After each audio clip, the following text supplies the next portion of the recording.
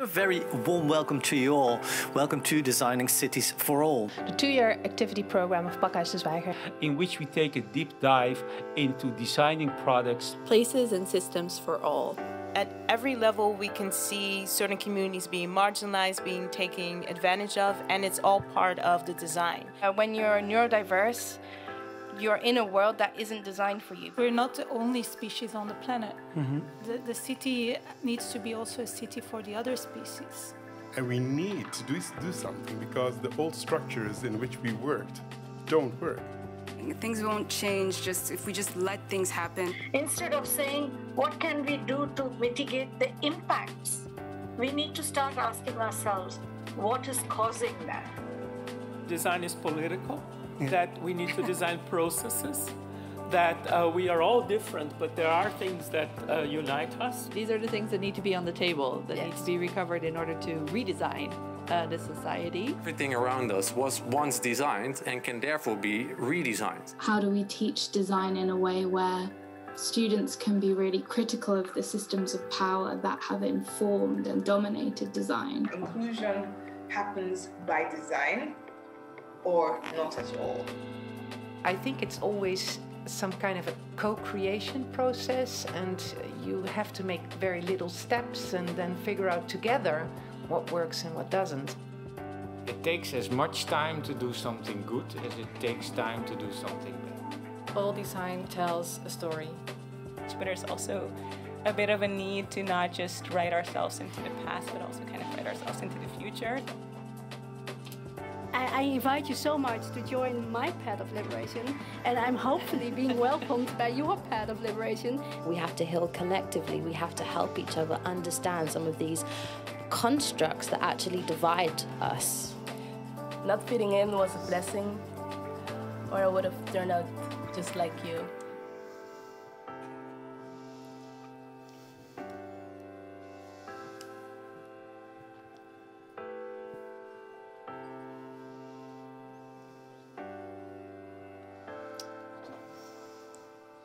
Yes, welcome everyone.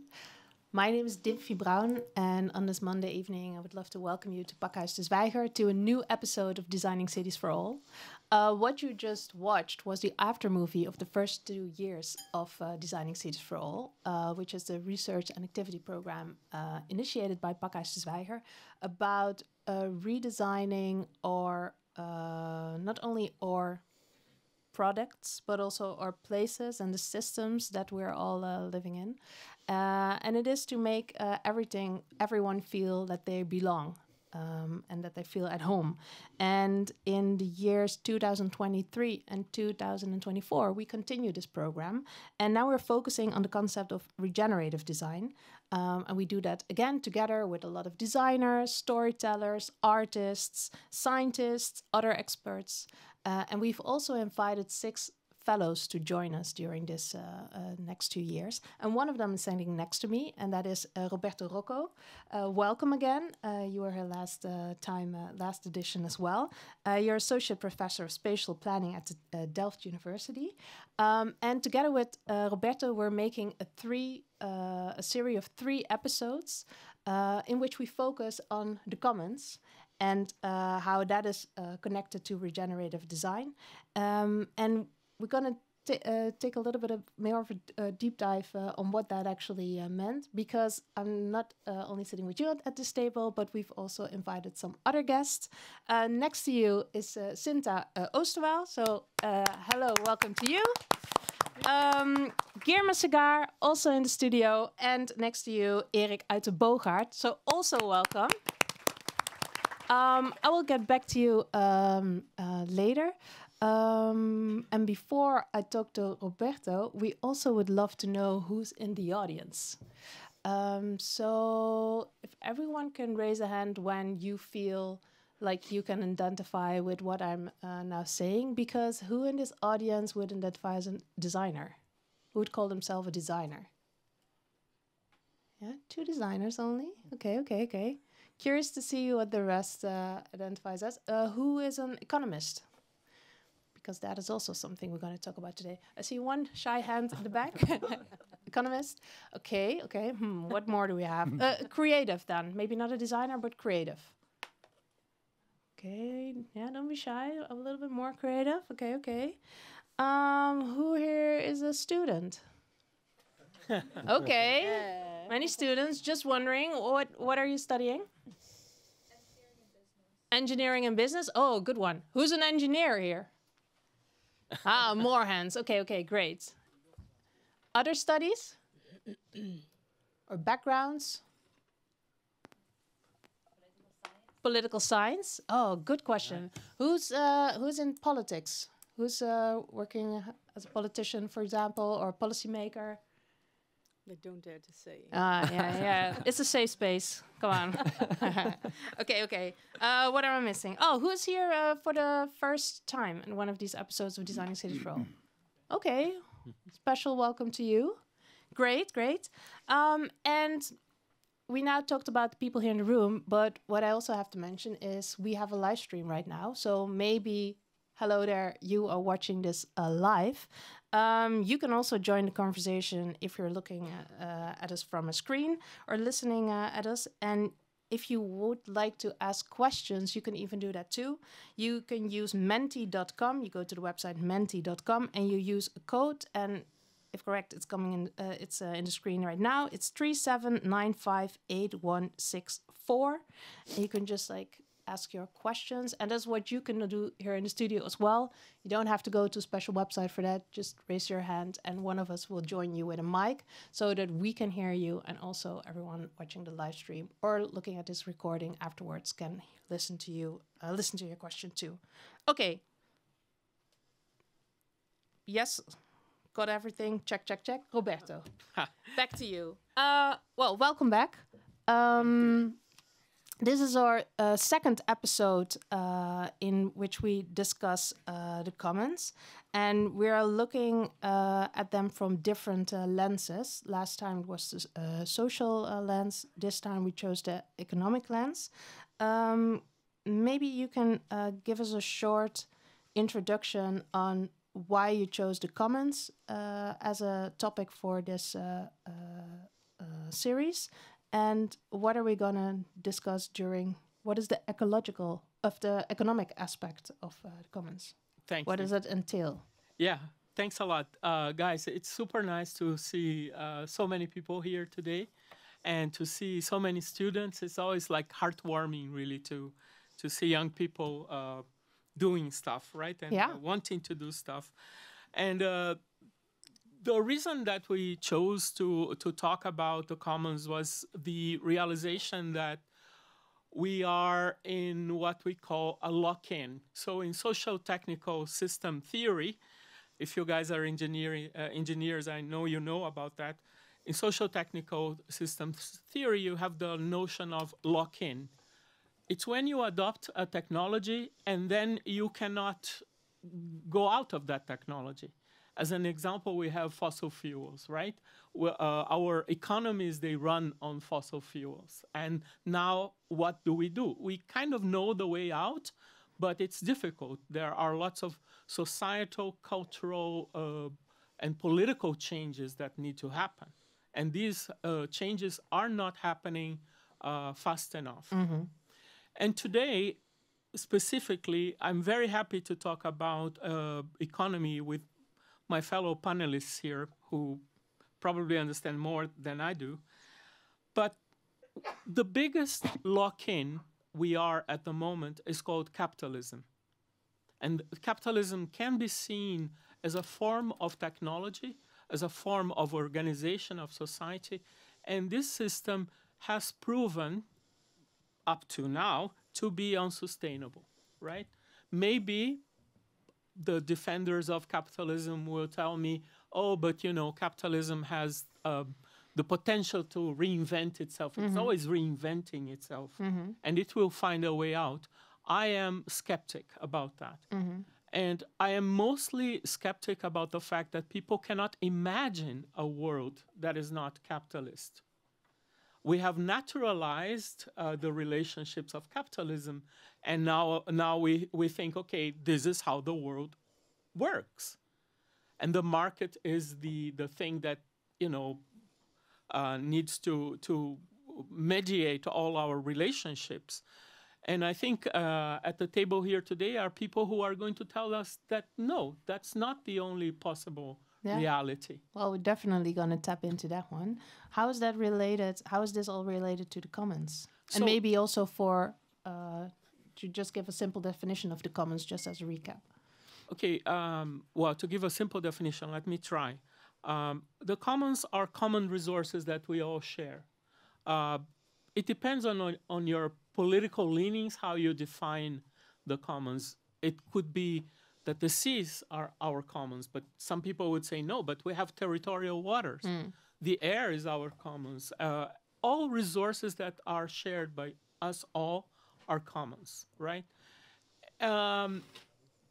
It's difficult to understand the commons in capitalism, but in fact, as was pointed out in the last episode, a lot of humanity lives in the commons. They share their resources, and they are used to that. That's kind of the natural way that people live in many places. Yeah, right? And at a certain time, we created or designed other systems. Yeah. Yeah. And I think in Northwestern Europe and in other developed places, it's kind of difficult to move on from this idea of the market. But the commons are there, and we can use them as a kind of a tool to build a new kind of economy in cities, for example. Yeah. Last time when we talked about social dimension, we talked a lot about conflict. Mm-hmm. And how conflict can also be an opportunity to create that change. Could you say that we are in a moment of conflict or crisis right now that calls for this need to change, and that this is the time to do so? We certainly are. I think as Greta Thunberg, who is not very popular among young people, I have to tell you. My students don't like her so much. But Greta says, our house is on fire and we need to panic a little bit. We need to do something. I think we are in a crisis, but surprisingly enough, things are not moving as fast as they should. Change is not happening as fast as it should. And I think we need to look at these other examples that my fellow panelists will bring us to understand how can we do it. Yeah, let's see if they agree with that opinion. What is the main thing you're hoping to learn from the conversation tonight? Well, I want to learn from everybody, what are alternatives to what we are living? If change is not happening fast enough, what can we do? I think that's it. Yeah. Well, let's introduce the first speaker then, because that is you, Sinta. Sinta Oosterwaal, co-author. Sinta was like, oh, shoot. Now I have to respond. Now, you're the co-author of a book called Thrive that you wrote together with Kees Klomp. Mm-hmm. Later on that book, more on that book later. But what I also this is obviously your conversation starter, because although you graduated as an economist, you call yourself an uneconomist. And I'm sure you have explained this many times, but it's in the core of what you do and what you like to stir up. What is an uneconomist? I think that I found out, to my great disappointment, that studying economics didn't quite prepare me for the challenges that lay before us at this moment.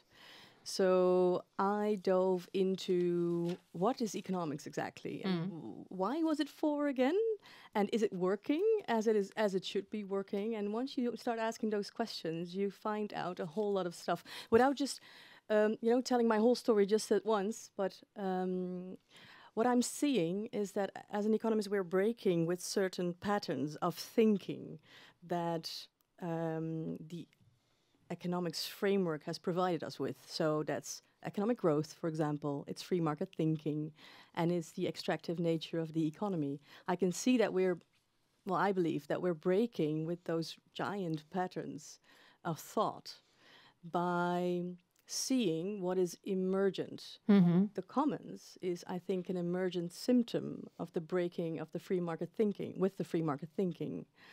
So how is that working? What does that look like? What does that look like? Yeah.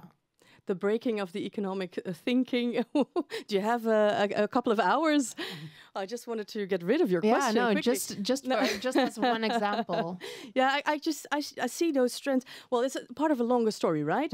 I think in general. So the economic. So can I just take it away for a little? Okay, please do it. Economics has a fundamental story, right?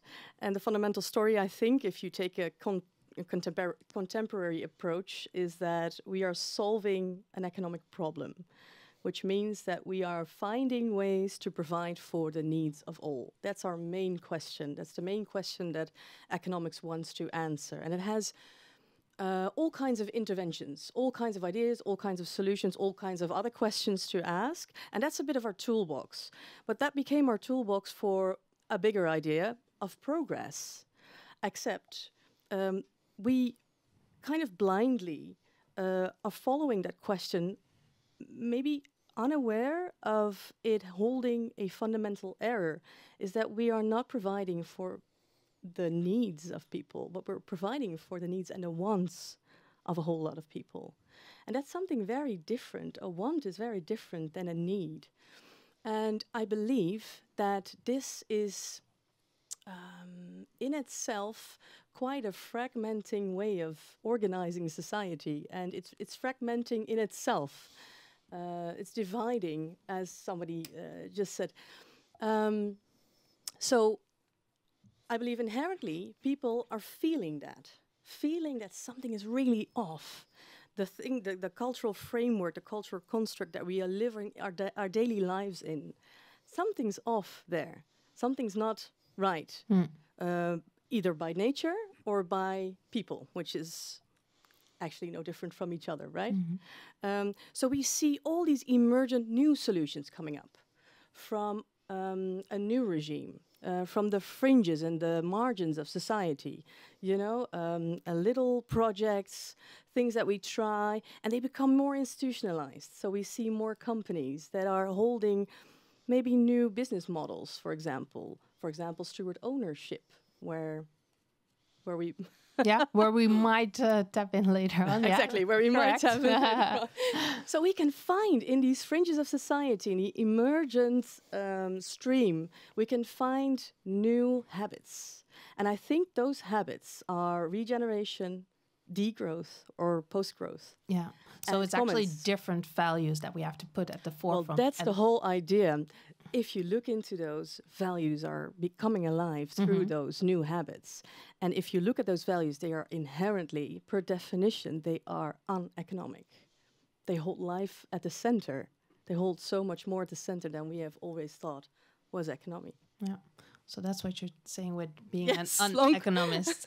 No, that's a great. That's also the reason why we invited you, obviously. Also to look at what if we put other values at the forefront and what kind of choices, and also seeing economical systems. You just said something about capitalism, which is in fact a designed system, which probably fitted at the moment, but also the world changed. So this is where you say, well, like we have different needs now, so we have to respond to that too.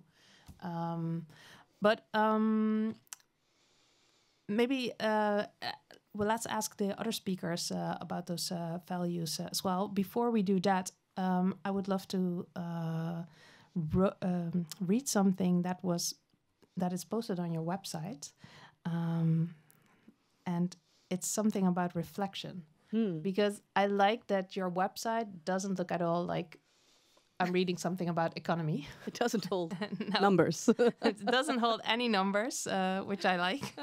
But you said also something, and maybe this is also that moment that we need to look at what we're actually, for who we are actually designing and what we actually want to design. Is reflection on who we are is a gift to ourselves. Expression of who we are is a gift to the world. Thus, a new reality is lived into being. This word of reflection also plays a major part in the work in the things that you write, in the work that you publish. What kind of role does reflection have? Yeah. And how can we build that in? We were just speaking about conflict, right? And what popped up in my mind is, I have to say something about it's an inner conflict, right? That's arising as well. So we see the outer conflict arising, obviously. Yeah, although we're not all feeling that conflict. Maybe. Maybe you're not feeling it, but then you get ill, for example, or other things happen that are a crisis kind of situation. That's most of the times the space of great transformation, right? But anyway, some people get along quite well. But it's an inner conflict, and it's a conflict because we've normalized the way we live, right? In the capitalistic system. So what I was just mentioning is, I think, the great debunking of the myth of normal is we're finding out that how we are living is not normal. It's not healthy and it's not natural. So in a way, it is eating at us. And we've come up in science, I think, with very useful frameworks and tools to look at transitions and to see how we can fuel transitions. Yeah. Flip the script. Flip the script, yes, technically or conceptually, maybe. And what I'm really missing is a collective kind of healing process where we are kind of guided in the way that we deal with that inner conflict. So we can feel that, but then what? Then you become awkward in a society where we kind of live in a certain way, and then you become excluded from that society. While in fact, that feeling, we should cherish that, and we should seek if we can move beyond a reaction towards a response. So we can avail of our responsibility to come up with real innovation, right? But that comes from something within ourselves. It's not in the outer world. So it's not a tweaking that economists love to tweak. We love to tweak and cosmetically rearrange stuff. How can we trigger that feeling? Trigger it? Yeah. Well, it's triggered in itself, but we need to be there, and we need to find a space of containment. Okay, so that's what. Yeah. How can we support that feeling? Is maybe a different one. Yeah. So creating space. Well, that's a deeper dimension, I think, to transition thinking. Yeah. So, yeah. Okay. Well, someone can elaborate on that more is actually the speaker sitting across of you, because Girma, welcome. You're a man with many hats. I don't even know how I should introduce you because you've been working on sustainability. I think there are some common threads in the work that you do. One of them is sustainability. Another one is also much more community-based, because we're not working on transition just by yourself. You do that with communities. One of the reasons we've invited you here is because you co-created Value magazine, which is a magazine, it's actually here, an initiative by Stichting Nieuwe Helden. Maybe you can give an introduction on what the magazine is about. Well, yeah, it's about what it says, values. Value. Yeah. So that's a short introduction. And what is the longer introduction? The longer introduction you just elaborated on. No, it's about the values underneath our economy, actually. So the economy is illustrated as some sort of external system, and even as a thing on itself. But it begins from within, from us being human and relating to each other, to the environment, and what is underneath that is our values. Our values shape the economy, and me and my colleagues embarked on a journey to find out what are those values that are underneath our economy, and how can we maybe for ourselves redefine those values to envision a new economy, and how does it relate to the new economy that people are talking about? How does it relate to a circular economy? How does it relate to a donut economy? There are so many forms of economies that sometimes you can't even make. Yeah, you just mentioned the donut economy. What is the donut economy based on? Just give a... Ooh. I heard just a really short... This is the exam question. This is the exam question. Well, I have to say, I don't have it that sharp anymore. So I'm not even going to try it. I would love it if maybe Shinta could say something. No, but it's more about new economic models where we're not putting that growth on the forefront, and we have we keeping into account like the whole system that needs to be in balance. Yeah, exactly. That's about It's about also the environmental constraints that we have to fulfill our needs, right? Our planet is finite. There's only one planet, and we need to respect it to see what are the limits of this planet as well. Yeah. And the thing is, the planet will be fine also if we burn it down, but it's about also us living on the planet, right? Yeah. So one of the parts, and it's actually so we've co-written it, and the donut economy is not the article that I wrote. So just a disclaimer. But exactly, it's about the balance between the social and ecological justice. And you just said, the red thread in between all those hats that I wear. For me, that is contributing to social and ecological justice and the human experience that is underneath all that. And for the donut economy, for me, for society to work, just like you said, we can end. The world will continue, and we might also be so ingenious that we will fix this issue and make it in time. But if we don't do it in a way where we can hold each other's hands and look each other in the eyes, and then maybe we aren't even worth it to make it. So it's the balance between the social justice and ecological justice, and donut economy is one of the examples that emphasize on that.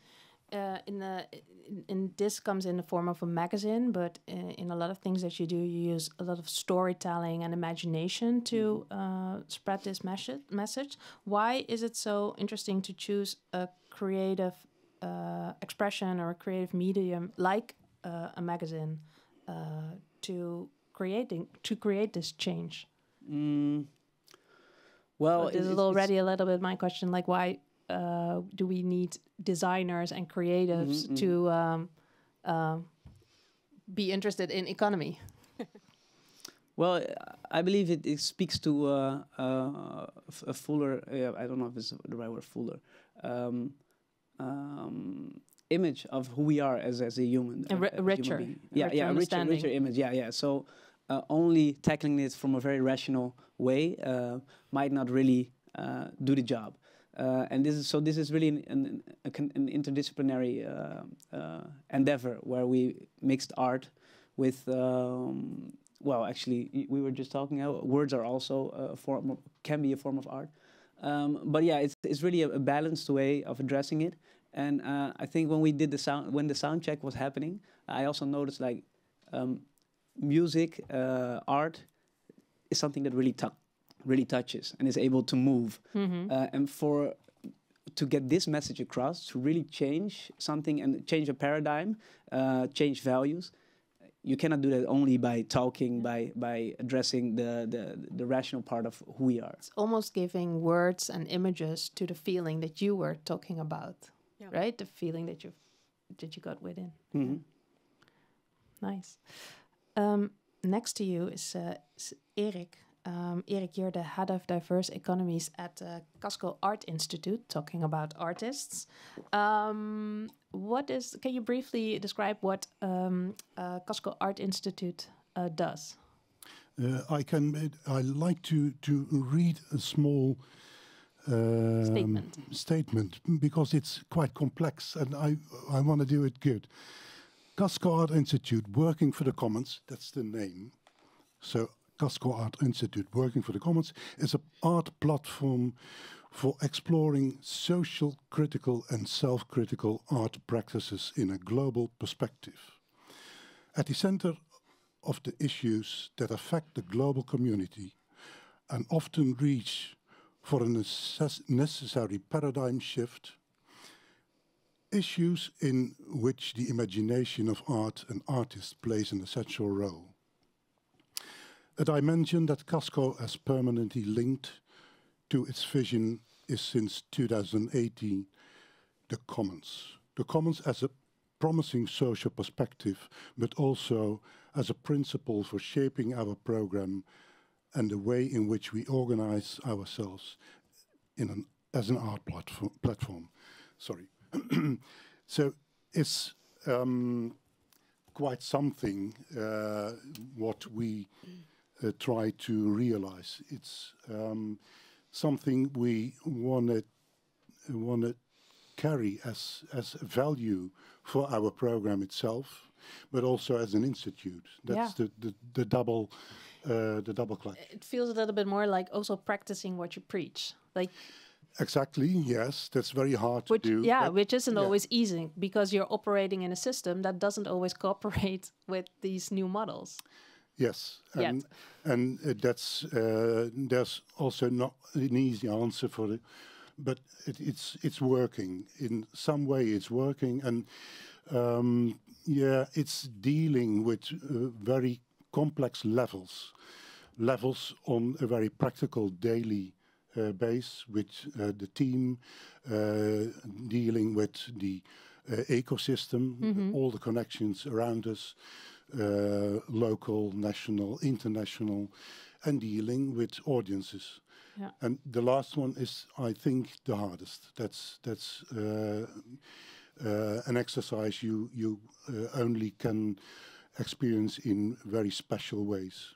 And I can tell more about that in clear examples, but that's the hardest level. Yeah, because you are responsible, you're head of diverse economies, so you're also responsible for, how do you call it, non-monetizing your projects, as in how can you create these things? Also, let's see if we can do that without needing money, like the traditional way that we do that.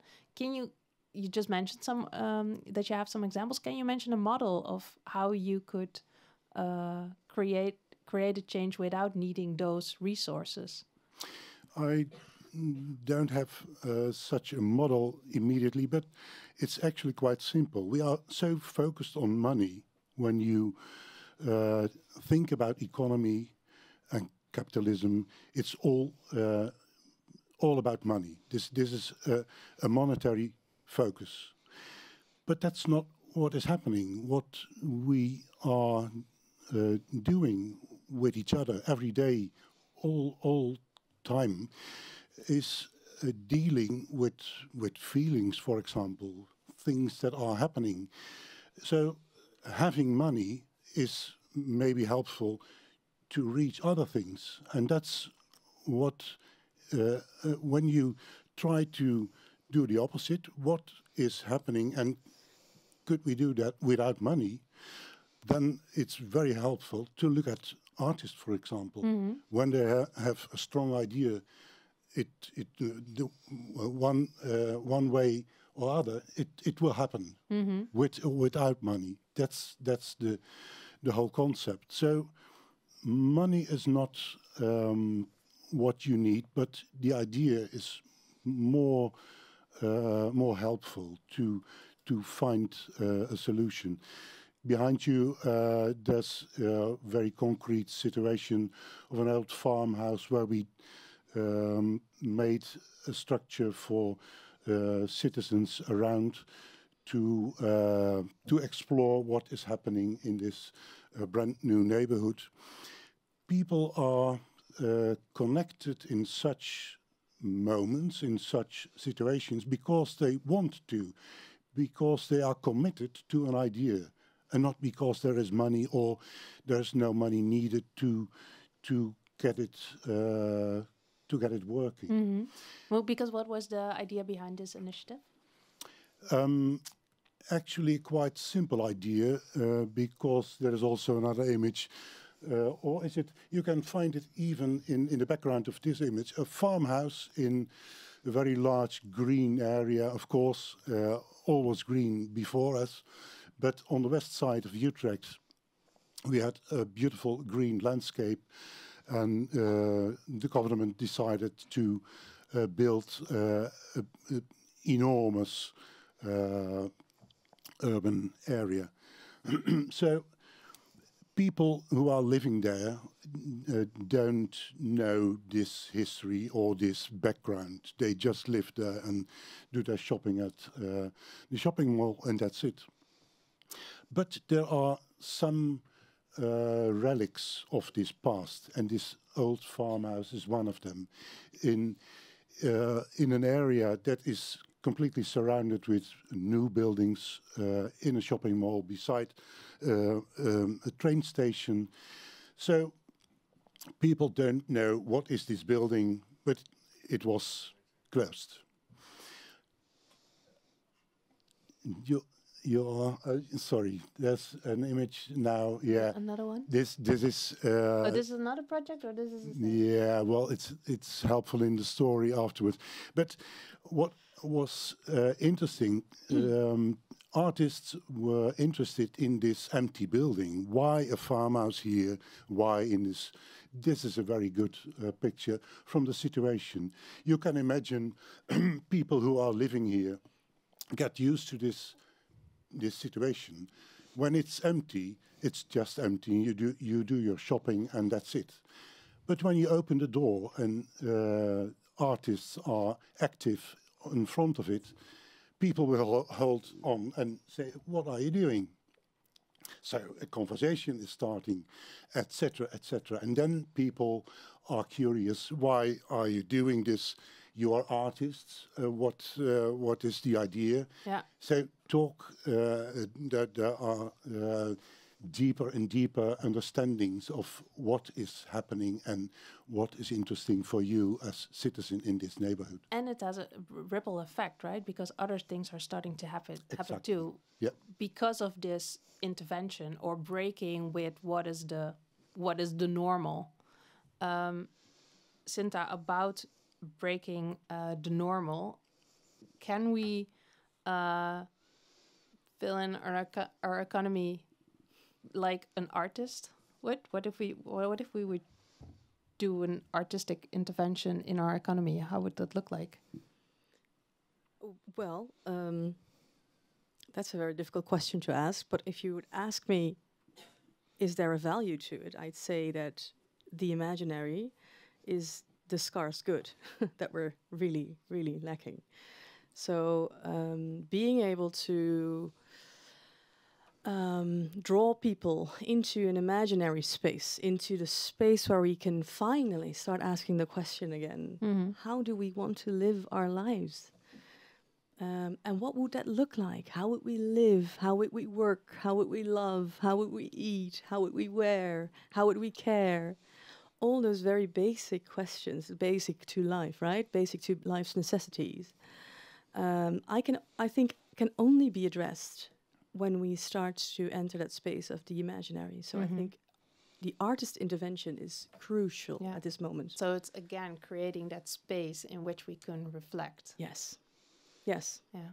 If I may, I think this is a super important conversation because, as our friend Faranak Miraftab, a professor in the United States, always says, the last frontier of colonization is our imagination. And we have been colonized by the structures of the past, and we cannot move forward very easily. And I think art helps us do that, especially when you conceive of art as a way to talk to other people and to convey narratives and stories that people can understand and subscribe to.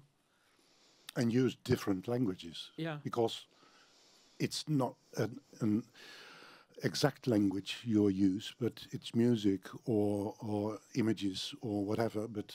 And that's, I think, the perspective people need to imagine something different. Yeah. We actually have an artist among us. I'm not going to select a random person from the audience, so don't worry. But I would like to invite him. And before I do that, after the performance, we have some time for questions from the audience. So you can already think a little bit about if there's anything you would love to ask. Also for the people listening or watching via the live stream. we can have some questions afterward.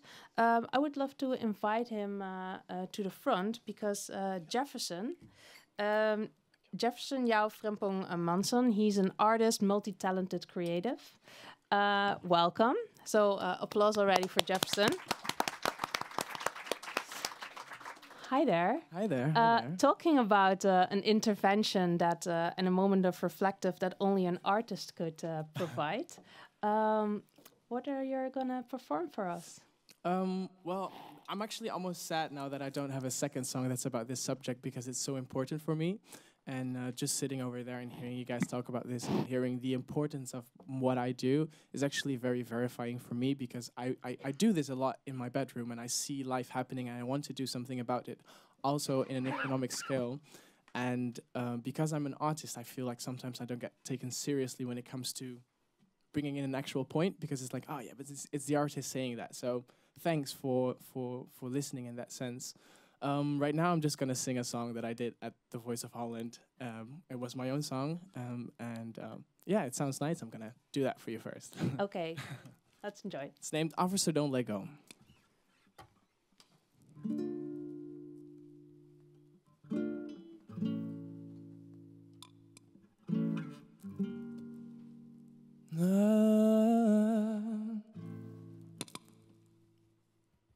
She left big in California.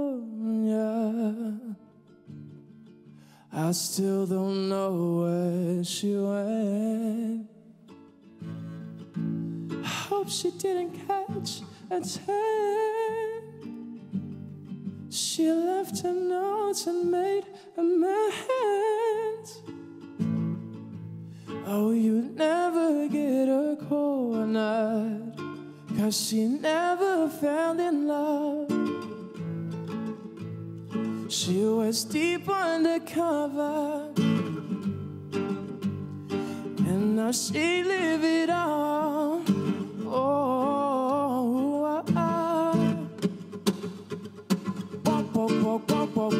walk, never went alone. Your specific wine, we never danced alone. Oh no, no, no, no, no, I am innocent, of course. Officer, this is the truth, she just let me alone. She just let me alone. I love it when she goes. Don't ever get too close. I don't need this alone. She just let me alone.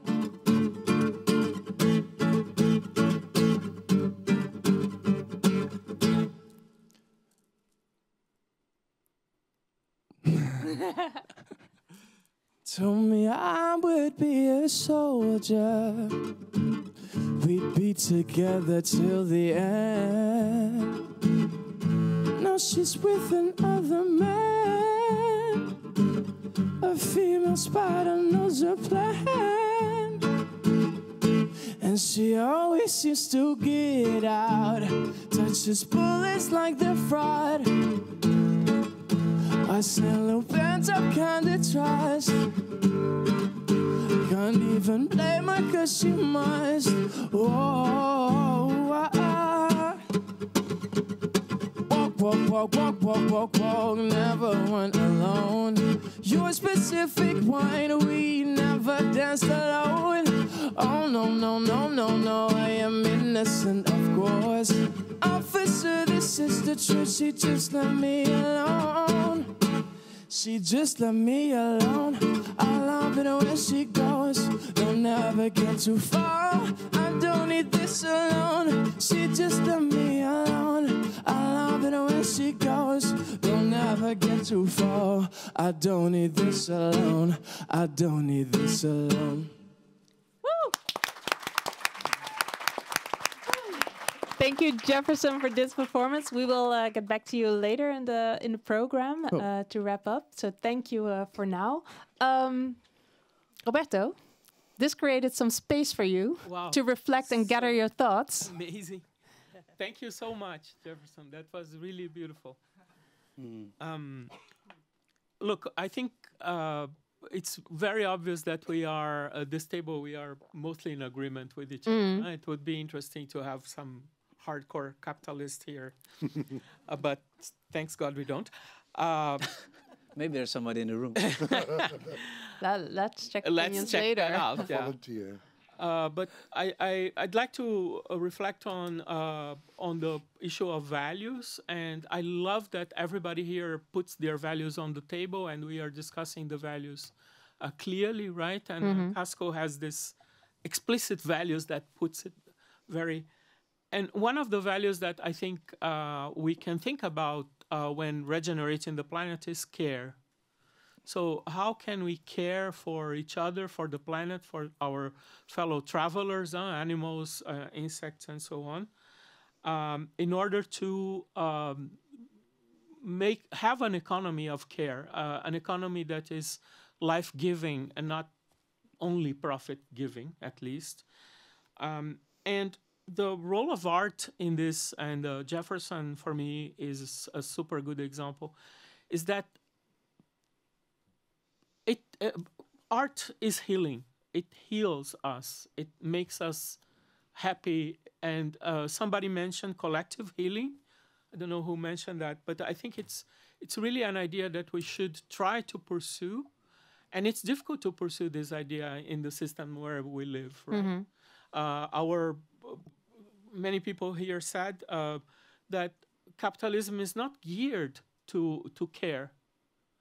On the contrary, and if we see, for example, what's happening in the United States, where people are dying of despair through opioids and alcohol and guns and all these things, the life expectancy in the United States has dropped in, I think, more than 2 years.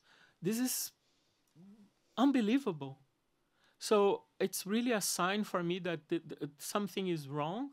And I really loved what you said. Like, sometimes people go along and they don't understand what's going on, but they fall ill. They have burnouts. They feel sad. So I think music has this really this role of healing us, which has a place in this care economy, I would say.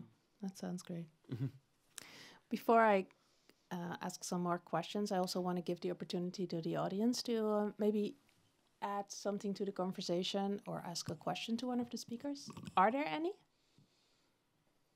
Yeah, I see 2 hands over on this side. Yeah. Hi there, what's your name and what is your question or remark? Hi. Hi. My name is Adnan. Hi, Adnan. I'm a former business owner. And I had a face-to-face marketing firm, and we worked a lot for NGOs, for example. And I was thinking what to do next because I sold my shares. And for example, I was thinking, I have a lot of time to think last 2 years. So to reflect. To reflect. And for example, I want to do something for the planet, sustainable energy, and I was thinking, how can I give back to the planet, to the world, because I also earned money by my company of the whole planet, so I want to give something back. Then I was thinking, can I give some money to some NGOs that I work for? It's really important work what they do. All these institutes have something, but not for sustainable energy. So I was thinking, can we maybe start an NGO where we don't give money to the third world, but sustainable energy. So for example, I was born in Bosnia, and what I'm seeing over there when I'm on vacation, the cars that we use here and that are not appropriate, the old diesel cars, that are 15 years old.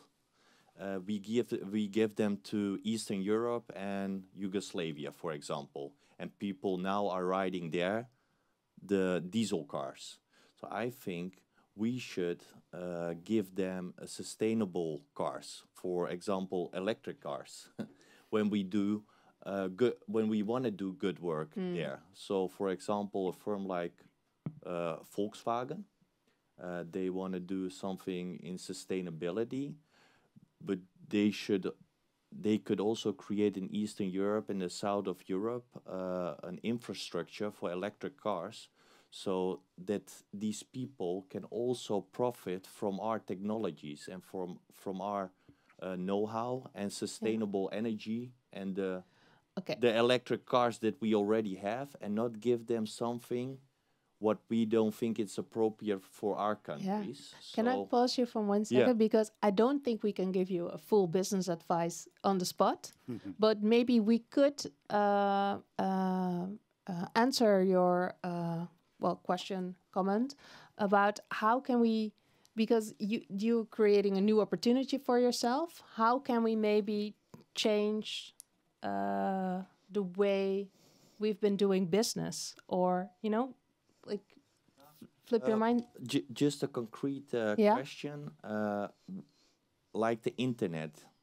The whole world is connected by the internet. So we found out a new technology, and it's immediately getting global. So that's great about the technology. But sustainable energy, we already have it. Sustainable cars, like electric cars, we have it. Yeah. Why not introduce them immediately in the whole of Europe? Why are we waiting? Okay, maybe Girma, you said something about electric cars before, right? Oh, yeah. Yes. I did, yeah. So the thing is, I believe that might be an opportunity, or a solution. Yeah. What do we have to take into account with doing that? It's maybe we have to look at if we're not curing a symptom, or trying to work with the symptom instead of curing the underlying disease, because that's exactly what you just said. We're shipping diesel cars to Eastern Europe, Southern Europe, other continents as well. But it's still not appropriate in that context, in that particular context. It is out of our context, but it's not out of the environmental context as a whole. So what lies underneath there? Why do we need a car? Why do we need energy? Why do we need 2 cars? Is it okay to replace 1 diesel with 2 Teslas? Where do the batteries come from? What do we do after 30 years when the batteries, when we need to dispose the batteries? So all those extra questions lead us, for me, it leads to the why. Why do we need what we want to do? And I was also curious when I heard your story. You had a lot of time to think. I didn't hear you yet saying what you felt. Like, what did you feel was appropriate to do as a next step? And I believe that if we keep asking that question, why do I want to do this? Why do I want to do that? Why? Until we come to something that we cannot avoid, and then I'm interested in what then, what next. Mm-hmm. I think it's quite easy. It's the willingness.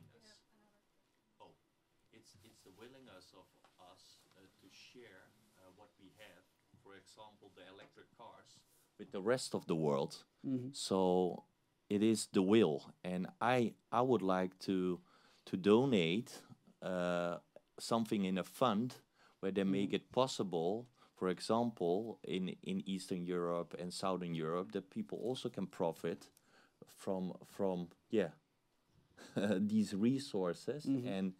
and there's still not a fund that I can support that can make it happen. Yeah. Can I park this business case for maybe after this program? Because I think there might be some other answers to that, but maybe we need more time to address that question, right? There was also a question in the 4th row. Okay. Hi there. Hi. Okay. My name is Eileen Chen, and from Taiwan, and an associate professor at the University of Wyoming in the United States. Yeah. Hello. And I really like the discussion. Is really interesting about the concept of capitalism and to the concept about the for-profits. This discussion is very, very meaningful. And I just want to mention another dimension about war. Because you know that the New York Times talk about the war in Ukraine actually contribute to the global warming seriously. And then coming from Taiwan, we actually constantly face straight from China. So you will see that it's not only about capitalism, it's the problem. It seems that there's another ideology or another concept value in the world. It's not for profits. It's very strong, driven by very hard to explain reason, and for them to just to invade other country and to initiate the war. And war actually is most detrimental to the planet. And it's also way beyond the discussion about capitalism. So I'm very curious about the discussion about how you think about another ideology beyond. If I may, please. I would like to politely disagree with you. I think war has everything to do with capitalism. I think war is there to provide destruction so that we can reconstruct everything and make money out of it. I was just in a course that TU Delft organized about reconstruction in Ukraine, and what we are hearing from Ukraine is that the companies are already signing contracts to rebuild Ukraine. Of course, we all want that. We want Ukraine to be rebuilt.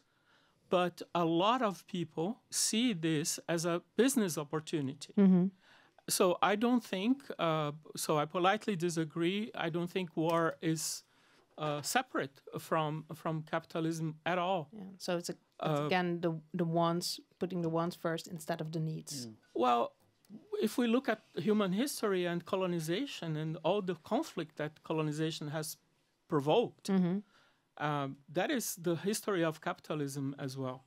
And to address our friend, I think we need to think of sustainability in global terms. We cannot think Europe is going to be sustainable by itself. It's not in local solutions. Impossible. Even Amsterdam, I'm sorry about the donut economy. Yeah, because Amsterdam is the municipality in the Netherlands that adopted the donut model. Exactly. Well, it's very good, and it's an example for other municipalities around the world. But the Netherlands is a huge global player in economic output that provokes sustainability. So we need to, as my colleague just said, we need to ask why, and where, until we get to the root of the problem. Yeah. Before we get to that other question, we were talking about the local initiative and also, maybe more citizen-led projects that are showing the change. That's what you were saying in the beginning. Maybe a question to you all. What could be the role of, maybe also both citizens, but also governments in this?